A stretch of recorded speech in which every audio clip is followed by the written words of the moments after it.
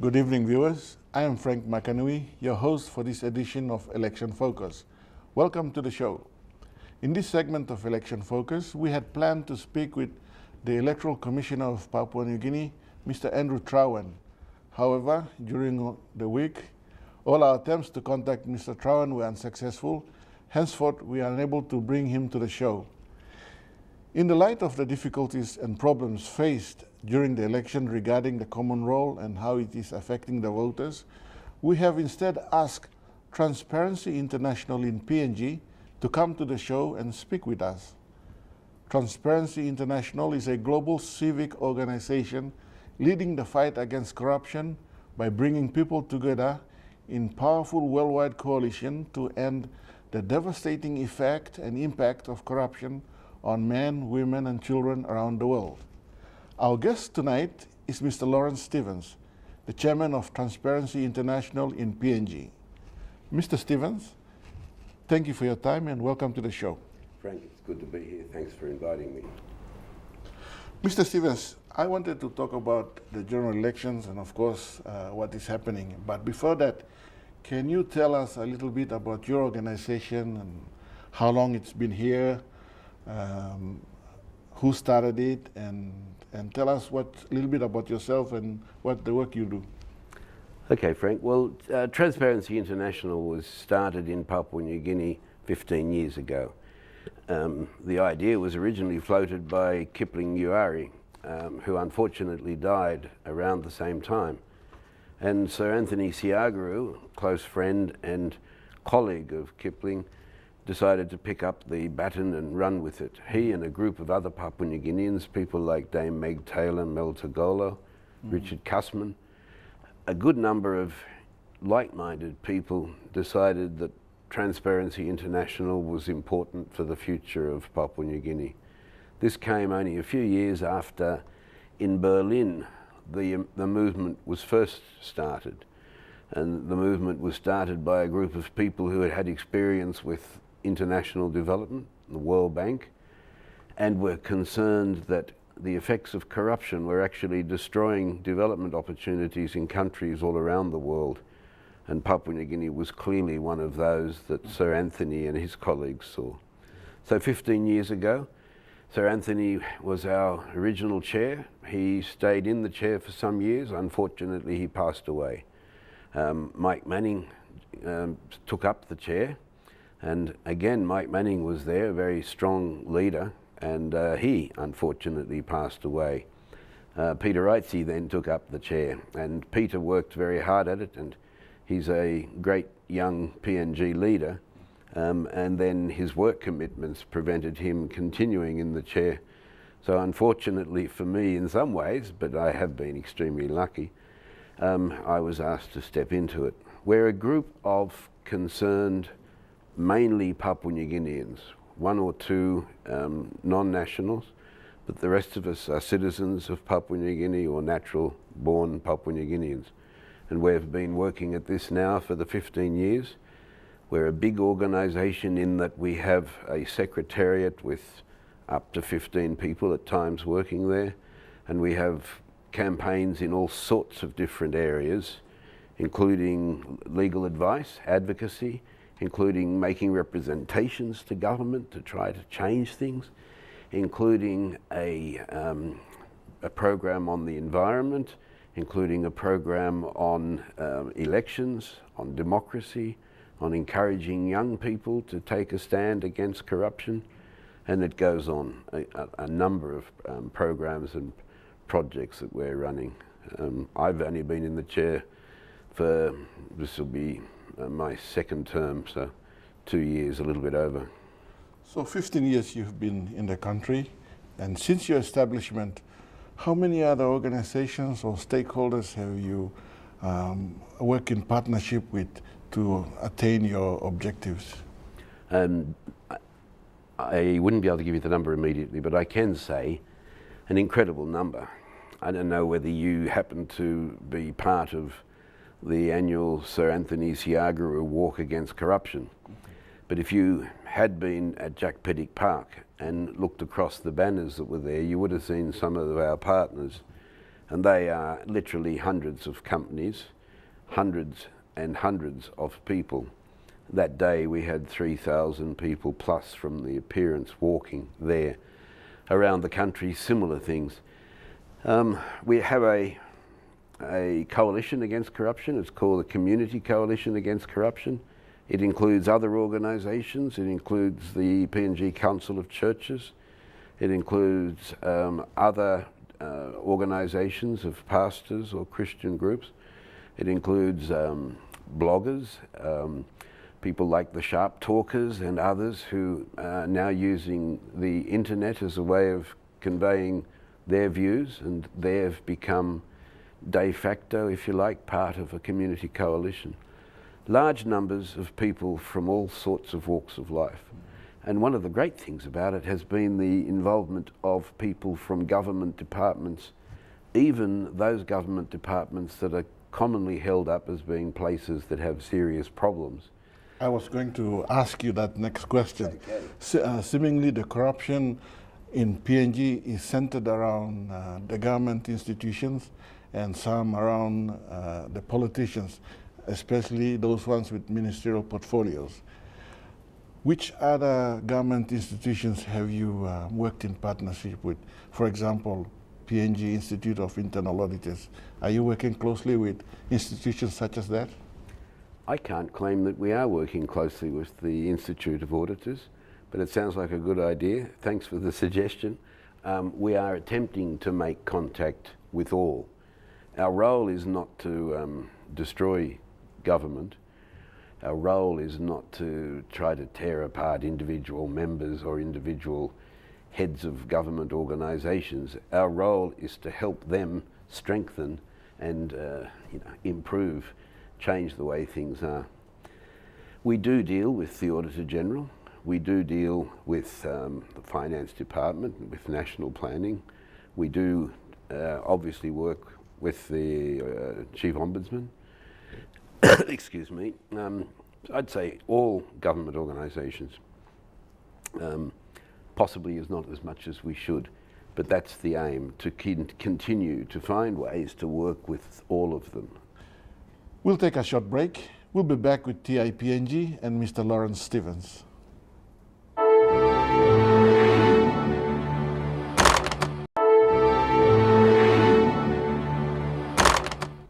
Welcome back. You're watching Election Focus. Mr. Stevens, let's talk about the PNG general elections. Things are not going as good as they should be. There is seemingly reports from everywhere highlighting problems with the common role. For me, the highlight of that emotion is the picture of Bart Philemon's daughter crying on his shoulders. These are problems not isolated, but are widespread. The question I'm asking is, should the elections be deferred? That question was asked often. The photographs of Bart Philemon's daughter are really, quite heartbreaking. And that's the reality that people are experiencing all over the country. The unfortunate thing is, if you go back to the election before, we had similar heartbreaking experiences for many of us. I was prevented from voting myself at the last election, not because I wasn't on the roll, but because I was the only person in my community who was on the roll, and if the electoral officials had proceeded, they feared for their own lives if they only let one person vote. So they packed up and left me, and I didn't vote. We've seen in election after election problems with what's been going on. And I argue that we see the same in all government institutions in Papua New Guinea. Huge levels of inefficiency, huge levels of problems. Records not being kept straight, records being messed up, Lands Department flooding all the records of land titles. It goes on, the archives not being respected. So the argument that we should defer an election which is scheduled to be held every 5 years because we had failed, like other institutions in Papua New Guinea, to do what we should do, I argue is a flawed argument. We had to go ahead with them. Yep. And that, no matter what people say about whether we were prepared or not, we have to go again with them. Reality is, the people who wanted to defer it have actually been members of the government for the past 5 years, and have had 5 years, if they were concerned, to be part of an effort to improve the system, to at least get right this one, even if we fail in many other areas.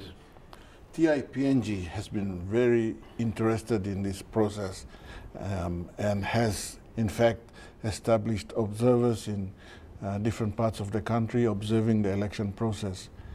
Can you tell us a little bit about what you're doing in that regard? Yeah, TI became very conscious that the way of addressing corruption is making sure that people are elected fairly, properly, and hopefully that we get good representatives in the parliament.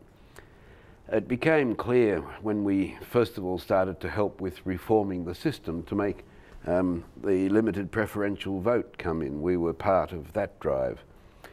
That we needed to find ways to improve on what we had.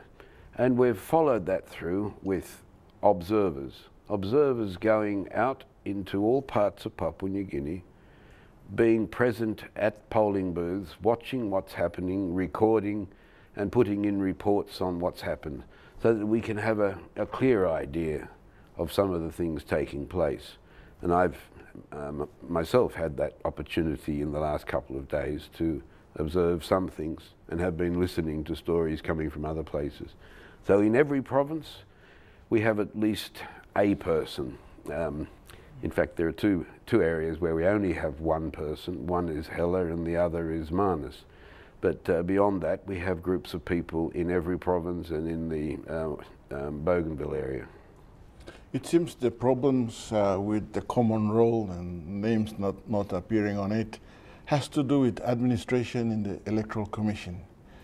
Can I take you back to the fact that they have had, for the past 12 months or so, or maybe more, intellectual assets in terms of consultancy coming from, I presume it's USAID.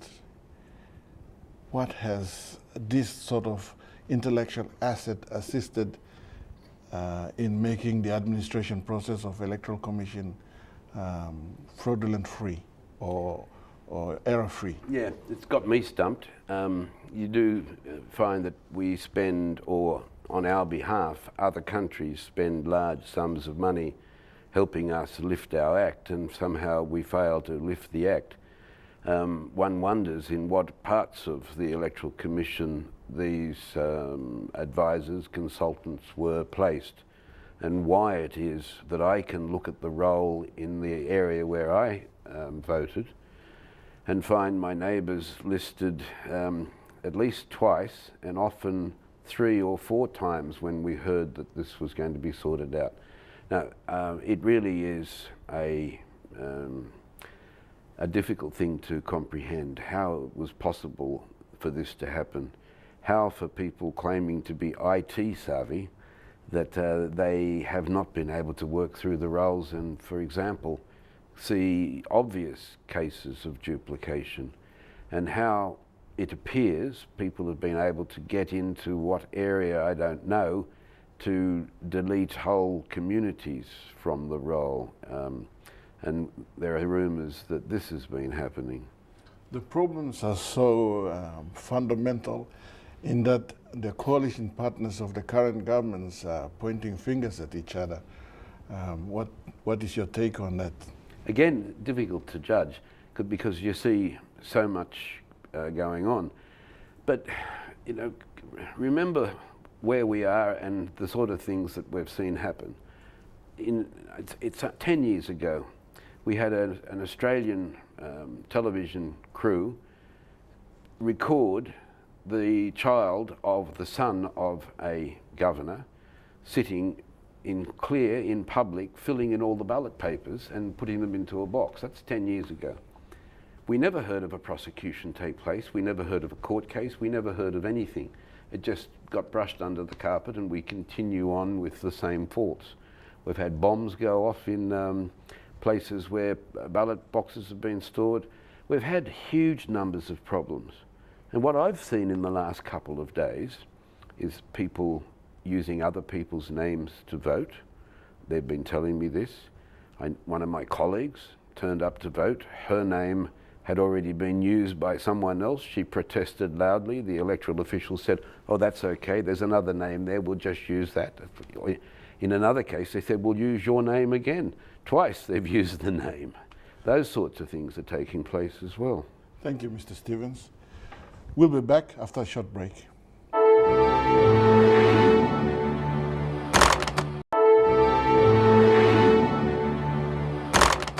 Welcome back. This is Election Focus with TIPNG. Mr. Stevens, I read recently Transparency International in June the 21st of 2012 introduced a program called Framework of Assurance of Corporate Anti-Bribery Programs. How do you see that theme translating in our circle of woods? Frank, it's an important part of what we see. Sometimes people talk about corruption being a government issue. In fact, corruption is created by business people looking for opportunities, people being prepared to offer bribes, people giving bribes to government. So it's great to see this initiative in the United Kingdom. We're involved in a number of those and we're looking forward to more action on that. It's worth noting, by the way, that in the United Kingdom they have laws involving prosecuting people involved in corrupting governments in other countries. So there was a company that operated here and they built those bridges that we know as Umi-Yet bridges, or Umi bridges. In other parts of the world, they were found by the British law system to have acted corruptly in the Caribbean and in Africa, and the principals in that company are now locked up in British jails, so we're told, as a result of having been found guilty of corrupting foreign governments. Now this is really valuable.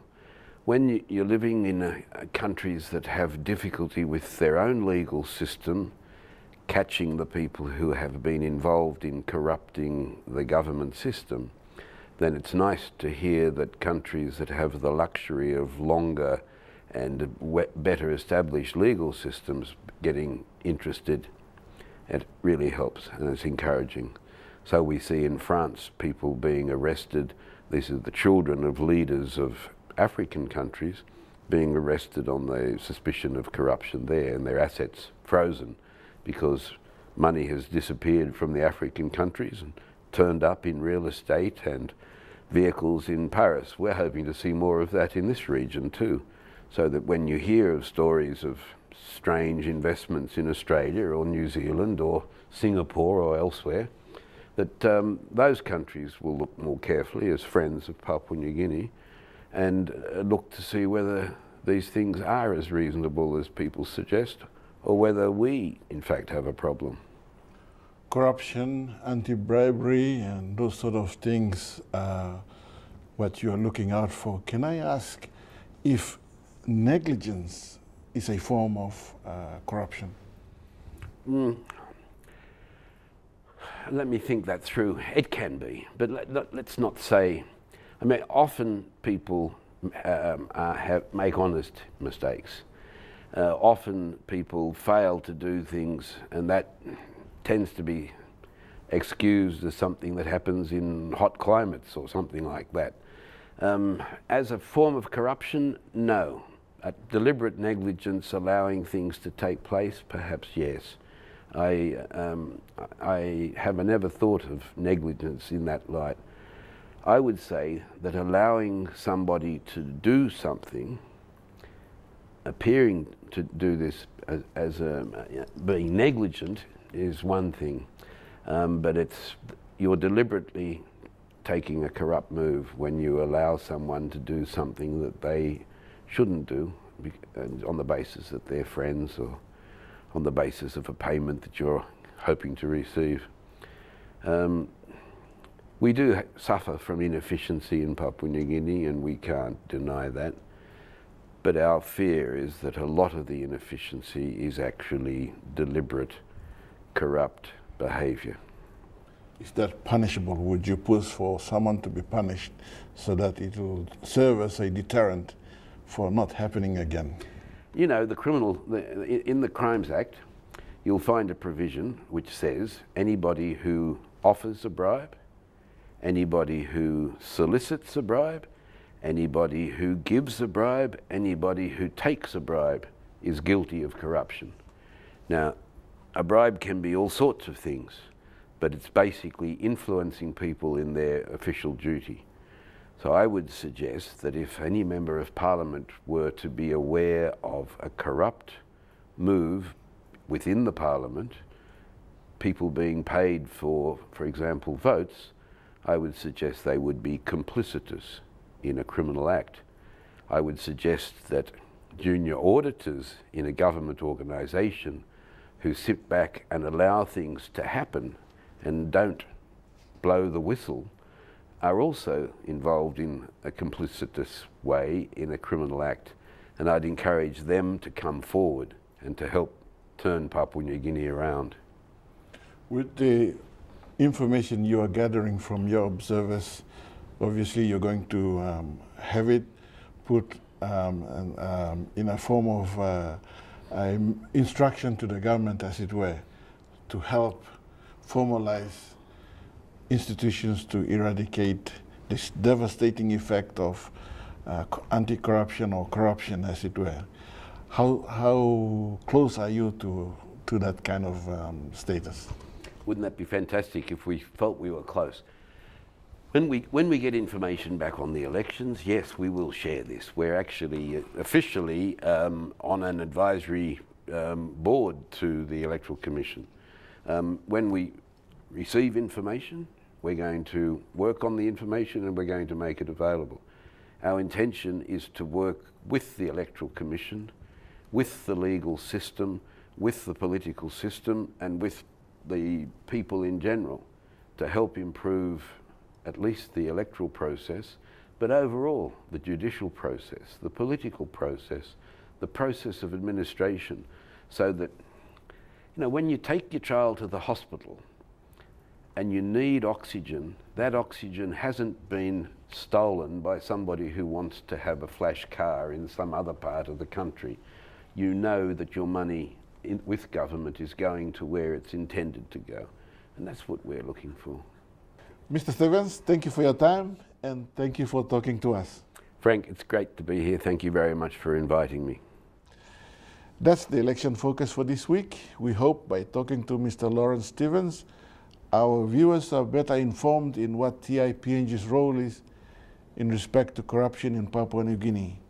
We will bring you another program next week. Until then, good night.